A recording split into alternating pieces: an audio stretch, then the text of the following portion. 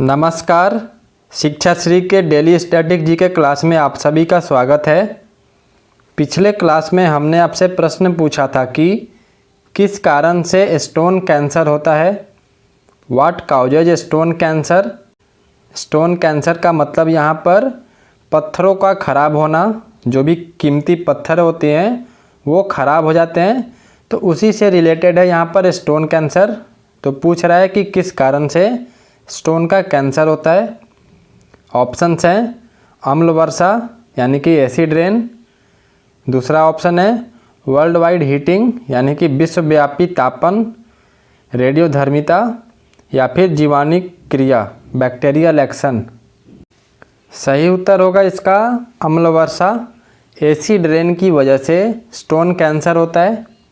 जब ऊपर से वर्षा आती है तो जो वातावरण में पॉल्यूटेंट्स होते हैं, स्पेशली सल्फ़र डाइऑक्साइड, वो उस वाटर में मिक्स हो जाता है और वही जो बिल्डिंग्स हैं, स्कल्पचर्स हैं या फिर पेंटेड सरफेस है, इन सबों पर एडवर्सली इफ़ेक्ट करता है, बहुत बुरा प्रभाव करता है, क्योंकि वो शुद्ध वर्षा की पानी में मिक्स हो गया सल्फ़र डाइऑक्साइड और फिर वो केमिकल के रूप में उस पत्थरों को बुरी तरह से प्रभावित करता है और उस पत्थर को डिकलरेशन कर देता है, मतलब कि उनका कलर चेंज कर देता है और पूरी तरीके से बर्बाद कर देता है।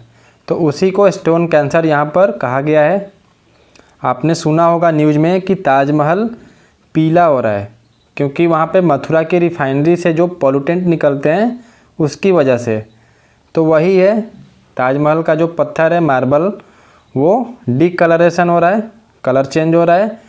क्यों? तो एसिड रेन की वजह से मथुरा की जो रिफाइनरी है उससे जो पॉल्यूटेंट्स निकलता है SO2 और भी बहुत सारे हार्मफुल पॉल्यूटेंट्स, वो जो मिक्स होते हैं रेन वाटर में, तो वो एडवर्सली इफ़ेक्ट करते हैं कोई भी बिल्डिंग पे या फिर मॉन्यूमेंट्स पे, स्कल्पचर्स पे, किसी चीज़ पे।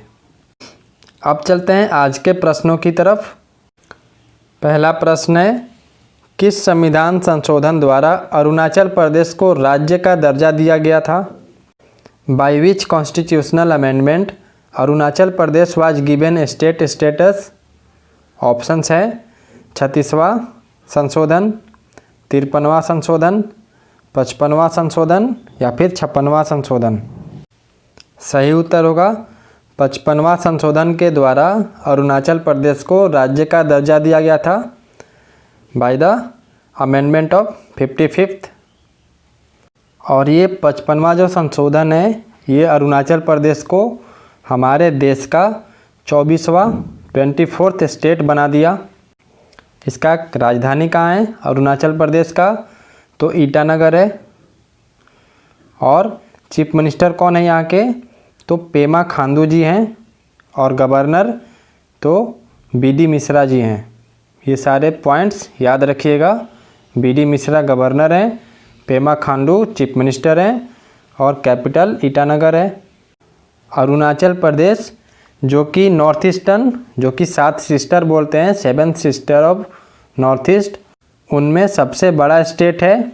एरिया के टर्म्स में, क्षेत्रफल के टर्म्स में Arunachal Pradesh 7 north eastern state में सबसे बड़ा है। और अरुणाचल प्रदेश के साउथ में यानी कि दक्षिण में असम और नागालैंड से बॉर्डर होता है। और इंटरनेशनल बॉर्डर कौन कौन सा है? तो वेस्ट में यानी कि पश्चिम की तरफ भूटान है और ईस्ट की तरफ म्यांमार है। और नॉर्थ साइड में चाइना के साथ बॉर्डर है, जो कि डिस्प्यूटेड है मैकमोहन लाइन पर, वो डिस्प्यूटेड बॉर्डर है। अगला क्वेश्चन है, पंचायत चुनाव के लिए उम्मीदवारों की न्यूनतम आयु कितनी होनी चाहिए। What should be the minimum age of candidates for panchayat elections. Options है 18 वर्ष, 20 वर्ष, 21 वर्ष या फिर 30 वर्ष। सही उत्तर होगा 21 वर्ष। पंचायत चुनाव के लिए जो उम्मीदवार होते हैं उनकी न्यूनतम आयु 21 वर्ष होनी चाहिए। और पंचायत दिवस कब मनाया जाता है? तो हर एक साल 24 अप्रैल को पंचायत दिवस मनाया जाता है। क्यों मनाया जाता है 24 अप्रैल को ही? क्योंकि भारत में पंचायती राज के क्षेत्र में 24 अप्रैल एक महत्वपूर्ण दिवस है।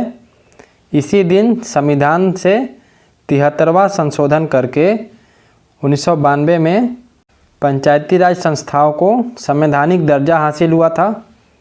याद रखिएगा 73rd अमेंडमेंट्स की गई थी, उससे पंचायती राज संस्थानों को संवैधानिक यानी कि कॉन्स्टिट्यूशनल दर्जा हासिल हो गया था। और इस तरीके से जो महात्मा गांधी का ग्राम स्वराज का सपना था वो वास्तविक में हो गया था।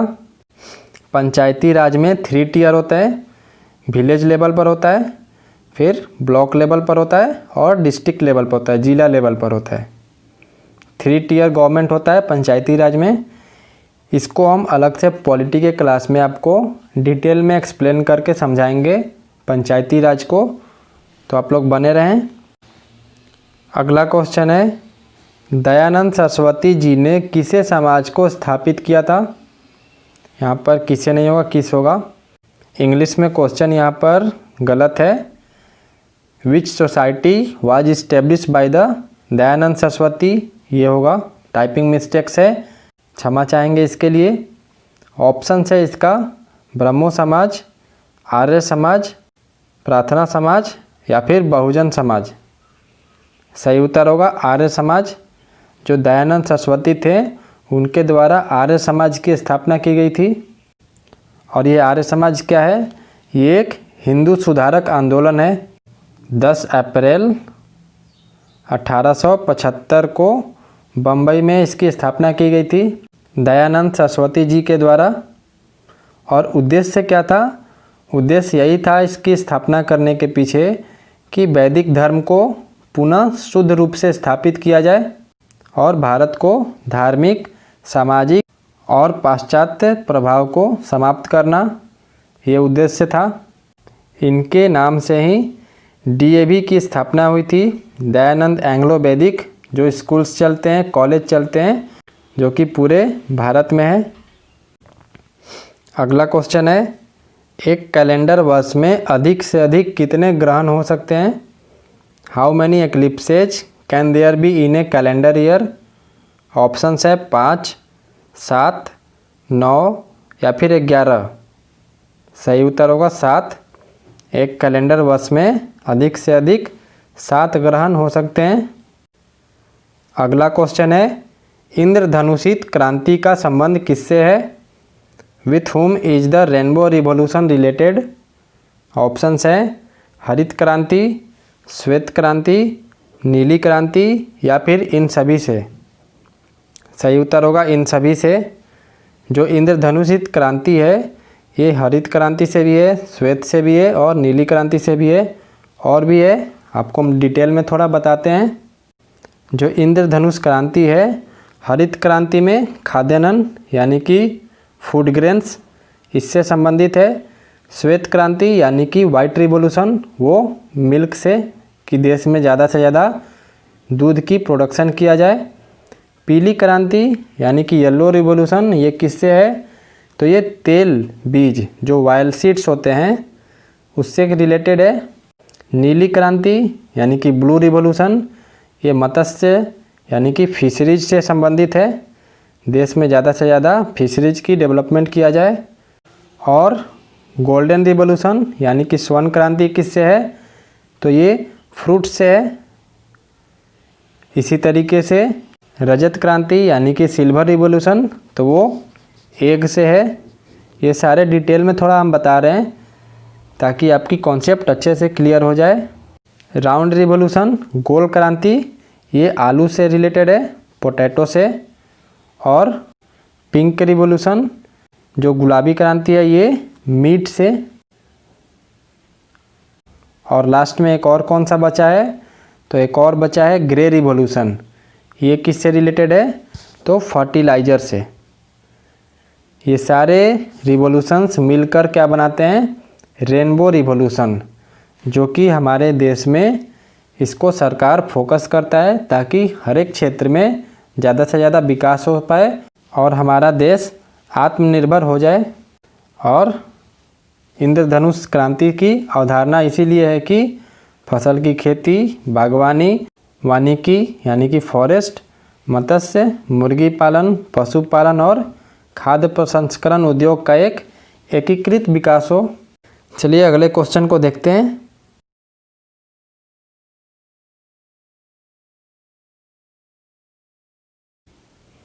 अगला क्वेश्चन है, बंगाल के किस गवर्नर जनरल के काल में पिट्स इंडिया एक्ट 1784 पारित किया गया था? Pitt's India act 1784 was passed during the reign of which governor general of Bengal? Options हैं वैरेन हेस्टिंग, कॉर्नवालिस, वेलेस्ली या फिर लॉर्ड मिंटो। सही उत्तर होगा वैरेन हेस्टिंग। वैरेन हेस्टिंग उस समय बंगाल का गवर्नर जनरल था और उसी के काल में पिट्स इंडिया एक्ट 1784 को पारित किया गया था। और क्यों पारित किया गया था पिट्स इंडिया एक्ट? तो जो रेगुलेटिंग एक्ट था, पहले जो रेगुलेटिंग एक्ट था उसकी कमजोरियों को दूर करने के लिए और अंग्रेज़ों के हितों की रक्षा करने के लिए 1784 में जो ब्रिटिश संसद था वहाँ पर पिट्स इंडिया एक्ट पास किया गया था। इस एक्ट में था क्या? तो इस एक्ट ने कंपनी का मामलों और भारत में उसके प्रशासन, जो दो चीज़ था, उस पर ब्रिटिश सरकार को सर्वोपरि नियंत्रण का अधिकार दे दिया। नए कानून के अनुसार 6 सदस्यीय यानी कि कमिश्नर्स बोर्ड ऑफ कंट्रोल की स्थापना की गई, जिसका कार्य निदेशक मंडल और भारत सरकार को आवश्यक परामर्श देना यानी कि एडवाइस देना और उनकी कार्रवाइयों पर नियंत्रण रखना था। जो 6 सदस्यीय बोर्ड ऑफ कंट्रोल बनाया जाएगा वो अपना एडवाइस देगा भारत सरकार को और उनकी जो भी कार्रवाई हो रहा है उन पर नियंत्रण रखेगा। और क्या था इस एक्ट में? इस एक्ट में ये भी था कि जो इसके सदस्य होंगे उनके रूप में इंग्लैंड के अर्थमंत्री और प्राइवी काउंसिल के सदस्यों को रखा गया और भारत में गोपनीय ऑर्डर्स भेजने के लिए 3 मेंबर की एक सीक्रेट कमेटी का भी गठन हुआ इस एक्ट के तहत, पिट्स इंडिया एक्ट के तहत।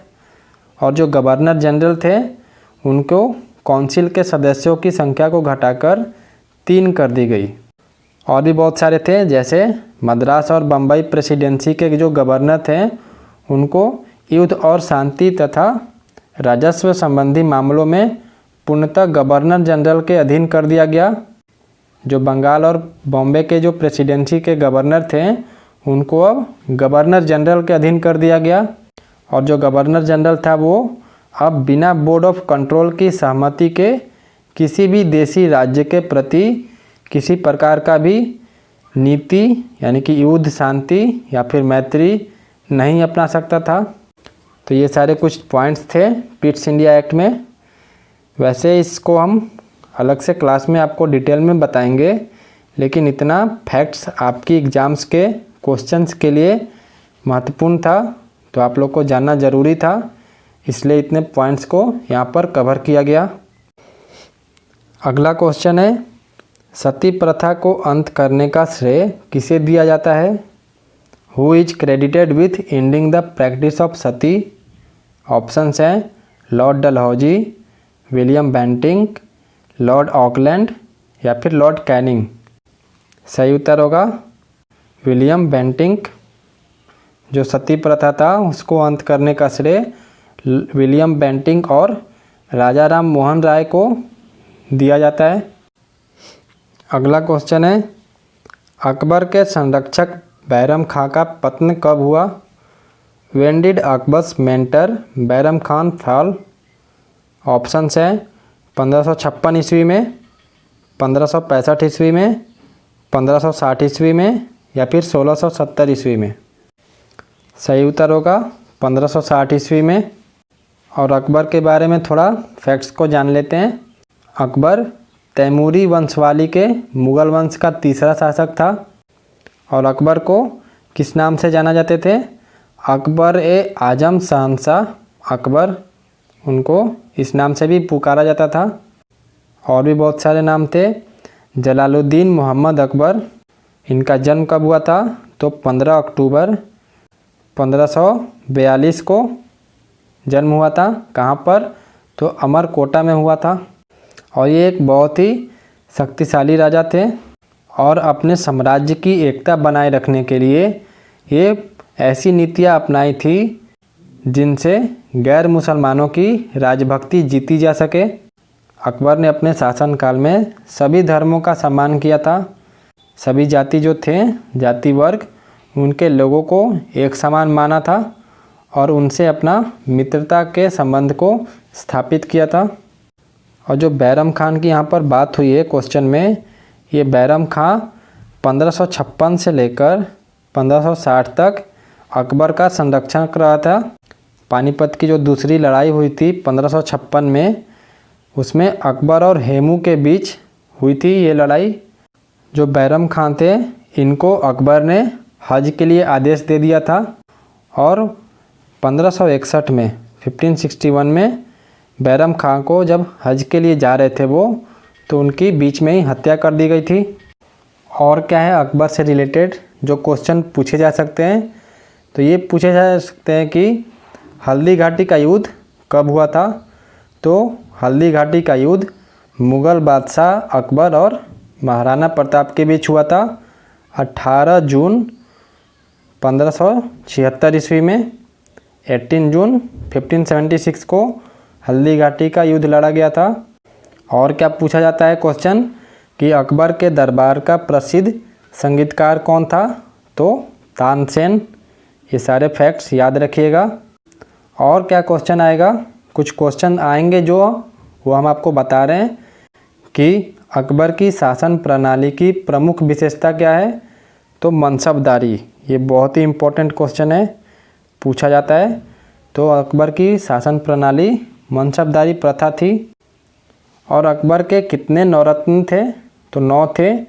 कौन कौन थे, अबुल फजल, फौजी, तानसेन, राजा बीरबल, राजा टोडरमल, राजा मानसिंह, अब्दुल रहीम खाने खाना, फ़कीर अजीउद्दीन और मुल्ला दो प्याजा। ये सारे अकबर के नौरत्न थे। और अकबरनामा क्या था, तो अकबर की जीवनी था। किसने लिखा था, तो अबुल फजल ने लिखा था। ये भी क्वेश्चन आ सकता है। तो सारे क्वेश्चंस आप लोग जान लें ताकि आपकी कोई क्वेश्चंस छूटे ना। अबुल फजल ने एक और बुक लिखी थी, आईने अकबरी और अकबरनामा। ये 2 बुक लिखी थी अबुल फजल ने। और लास्ट क्वेश्चन क्या पूछेगा कि अकबर को कहाँ पर दफनाया गया था, तो सिकंदराबाद होगा। इतने सारे क्वेश्चंस यहाँ से पूछे जा सकते हैं, तो आप लोग सारे कर लेंगे। अगला क्वेश्चन है, मन्नार की खाड़ी किसके तट के साथ अवस्थित है। Along whose coast is the gulf of Mannar located. Options हैं तमिलनाडु, केरल, कर्नाटक या फिर आंध्र प्रदेश। सही उत्तर होगा तमिलनाडु। जो मन्नार की खाड़ी है, गल्फ ऑफ मन्नार है, वो तमिलनाडु के तट के साथ अवस्थित है। और ये मन्नार की खाड़ी किस तरह की खाड़ी है, तो उथले पानी की खाड़ी है ये, जो कि हिंद महासागर में लक्षद्वीप सागर के एक भाग का निर्माण करती है। यह खाड़ी भारत के दक्षिण पूर्व सिरे और श्रीलंका के पश्चिमी तट के बीच स्थित है। जो भारत का रामेश्वरम द्वीप है, वहाँ से लेकर श्रीलंका के मन्नार द्वीप तक चूना पत्थर से जो बने द्वीपों की राम सेतु नामक एक श्रृंखला है। इस खाड़ी को पाक खाड़ी से अलग करता है। और जो भारत की दक्षिणी भारत की जो नदी है तमीरबरनी, ये नदी और श्रीलंका की अरुवी अरु नदी, ये दोनों नदियाँ इसी खाड़ी में जाकर गिरती है। तमिलनाडु के चीफ मिनिस्टर कौन है, तो इदप्पदी के पलनीस्वामी हैं। गवर्नर कौन है, बनवारी लाल पुरोहित जी हैं। वहाँ के डांस कौन सा है, तो भरतनाट्यम। इतने सारे क्वेश्चंस यहाँ से पूछे जा सकते हैं। अब चलते हैं अंतिम क्वेश्चन की तरफ। अंतिम क्वेश्चन, उसके बाद आप सभी के लिए अभ्यास प्रश्न रोजाना की तरह, जो कि आपको कमेंट सेक्शन में बताना होता है। अंतिम क्वेश्चन है, काराकोरम पर्वत श्रेणी का पूरा नाम क्या है। What is the full form of the Karakoram mountain range. Options है K2 श्रेणी, कृष्णगिरी, सागरमत्था या फिर राकापोसी। सही उत्तर होगा कृष्णगिरी। ये सही उत्तर होगा। काराकोरम रेंज क्या है? तो काराकोरम एक विशाल पर्वत श्रृंखला है जिसका विस्तार भारत, चीन और पाकिस्तान के क्रमशः जो गिलगित बाल्टिस्तान है, लद्दाख है और चाइना का शिनजियांग क्षेत्र है वहाँ तक है ये काराकोरम माउंटेन रेंज। और ये एशिया की विशाल पर्वतमालाओं में से एक है जो कि हिमालय पर्वतमाला का एक हिस्सा है। काराकोरम और पीर पांजाल ये जो श्रेणी है हिमालय के, ये उत्तर पश्चिम तथा दक्षिण में स्थित है। और जो काराकोरम का एक बहुत बड़ा हिस्सा है वो भारत और पाकिस्तान के मध्य विवादित जगह है। लंबाई कितना है? तो 500 किलोमीटर है काराकोरम की। और इसी में जो पृथ्वी की एक शीर्ष चोटी स्थित है जिसको K2 बोलते हैं, इसकी ऊंचाई कितना है? तो 8611 मीटर, जो कि दुनिया की दूसरी सबसे ऊंची चोटी है और ये काराकोरम श्रेणी में स्थित है। तो अब ये बहुत ही इम्पोर्टेंट हो जाता है यहाँ से।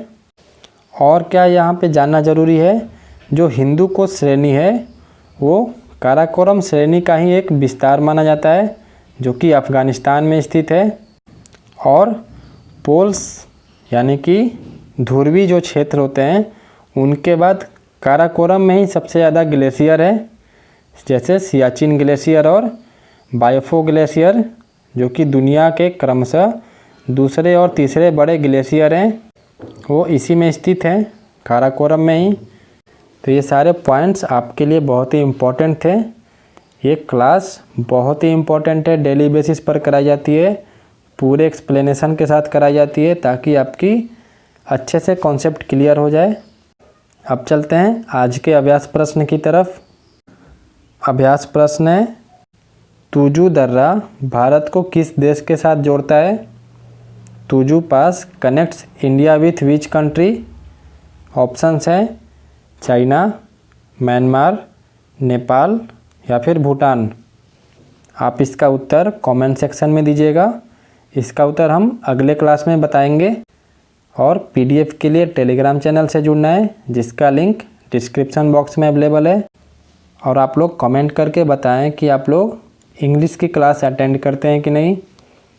वो क्लास आपको करना होता है, क्विज यूट्यूब पर ही कराई जाती है, लेकिन उसकी पैसेज फॉर्म में राइटिंग वो ब्लॉग पर कराई जाती है जिसका लिंक उसी क्लास के वीडियो के डिस्क्रिप्शन बॉक्स में दिया रहता है।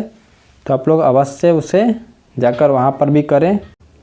मिलते हैं अगले क्लास में, तब तक के लिए धन्यवाद।